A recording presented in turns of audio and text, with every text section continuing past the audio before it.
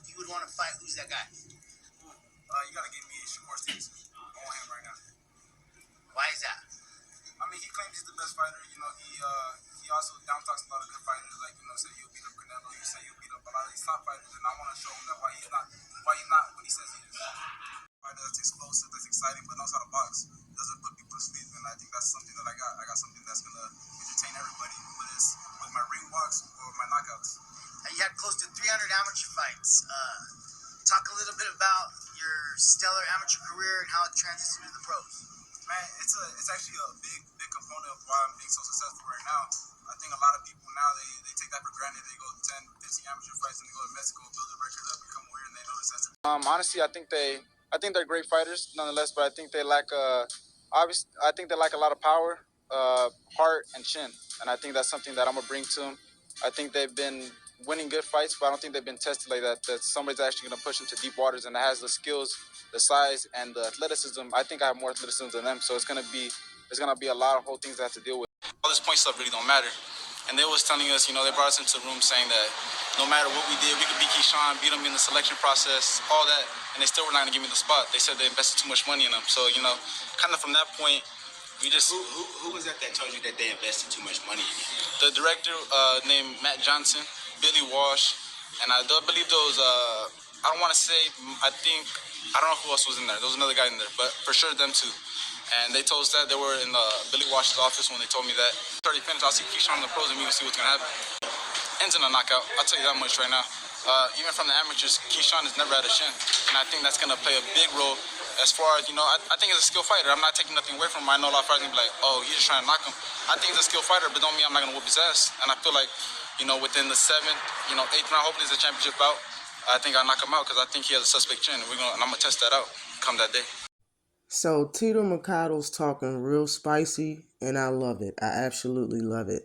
For the people that couldn't follow everything that he said in the audios I played, he basically was saying USA Boxing saved Keyshawn Davis from getting embarrassed.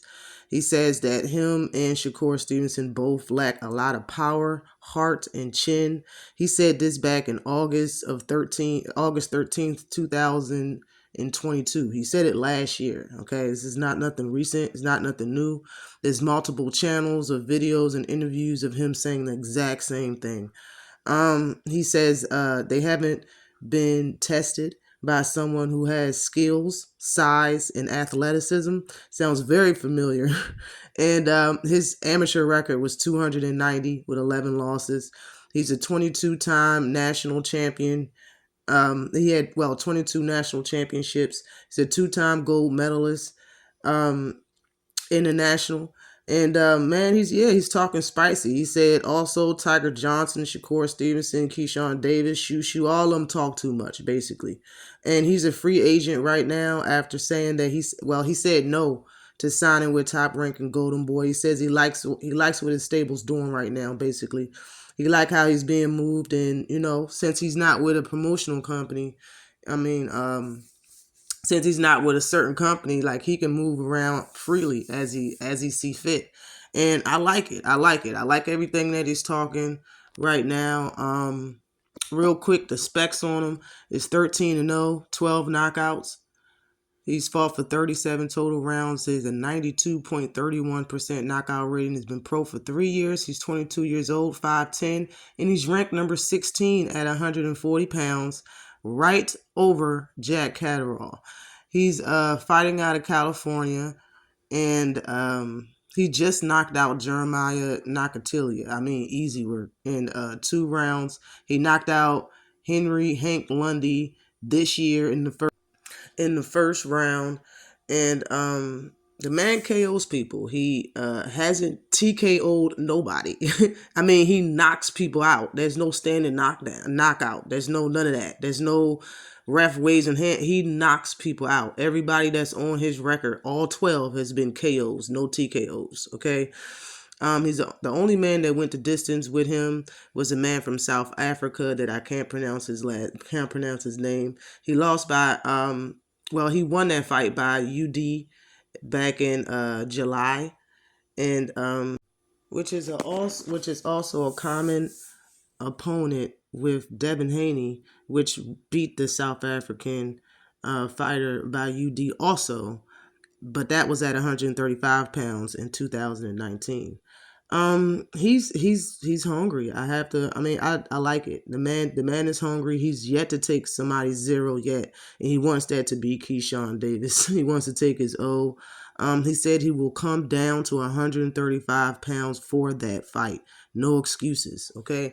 He said Shakur's name, and I mean, I think Canelo's one of his favorites, and the things that he said about Canelo didn't sit right with him. So he wants to show Shakur as well, what's up. So I mean, he basically want the whole stable. He want the whole gang of friends, the whole huddle. You know what I'm saying? I'm down. I'm down. I like his energy. I can't even front. This would be an interesting fight. He's a big guy. He fights at 140. He says he can make 135 easy. He wants all these fights that he said. Man, now over to Keyshawn Davis. His specs is 9-0, supposed to be 10-0. That's what it should be. He has 6 knockouts. He's ranked number 19, right over Oscar Duarte, the guy that's about to fight Ryan at 140 pounds. And he's ranked right under Edward De Los Santos, the guy that just went 12 rounds with Shakur Stevenson. He's fought for 62 total rounds in his career. His knockout percentage is 66.67%. He's been pro for 3 years. He's 24 years old, 5'9", with a 70-inch reach out of Norfolk, Virginia. He's coming off of a no contest, no decision. He did win that fight versus Albright, but they took away his victory, saying that he had, I believe, marijuana in his system weeks before the fight. He's yet to score a KO. All of his knockouts has been TKO victories so far in his career. I believe he hasn't taken an O yet either. And maybe it can be Tito's, but I really don't see that. Like, I don't see it. I like Keyshawn. I immediately made videos about him when he first came out, but I don't think he can beat Tito Mercado. And I think out of everybody that he said, probably the toughest fight that's going to be for him would be the fight that's in his weight class versus Tiger Johnson. But because that's who Delonte Johnson is that he spoke of. He said his name also. That they're basically all friends, and then the amateurs saying that they all friends. They probably just stuck with each other. And since he was Keyshawn's rival, I'm more than sure Tiger Johnson just backed Keyshawn. And, to Tito, they talk too much. He got issues with him. You know what I'm saying? So, I really like his energy, yo. I like his story. I like that he wants all the smoke. I like that he's an entertaining fighter. I like that he sees through fighters that he want to fight. I like the fact that he cares about being entertaining. I like that he's a knockout artist. He's a very entertaining guy. I like it. I think his career is going to be going high. He's ranked in a very nice space right now. And hopefully he get Keyshawn Davis sometime soon. I really don't think that that's going to happen, though. Like, being that they're in 2 different weight classes doesn't matter to me, since Tito doesn't have any issue with moving down in weight. But, I got Tito, like he said, by stoppage. Like, for real. After I seen what I seen in Keyshawn Davis' last fight, where Albright, which is not a power puncher at all, I think he around 30%, 40% or something like that. Like, he's not a power puncher at all. You know what I'm saying? And he hit Keyshawn, and Keyshawn head went back, snapped all the way back, and he was holding him immediately at the end of that round. So maybe there's some truth to what the man is saying. He would probably know a lot more than I do, being that he, was in the amateurs with him and went through the Olympic trials with him. And, these are smaller gloves. These are professionals. They don't base it off the point system. They're not tapping, and they're not tapping each other's chin. In the pros, they hitting hard. They knocking people. But man, I've been saying that, all fighters get respect from me when they fight somebody on their size and their level. And I see he said he's seeing the same thing that I've been saying. And that's what I want to see. If you can't do it, and hey, then maybe you just, you're comfortable where you're at, and you don't want to be a big time prize fighter or a mega star or a pay-per-view star, or just to be on pay-per-view fights. Like, it's the safe way of making money and getting your legacy with your titles and your accolades. You know, if all of your opponents are people that you can beat up easy, like, what's the sense in that? You're not really challenging yourself.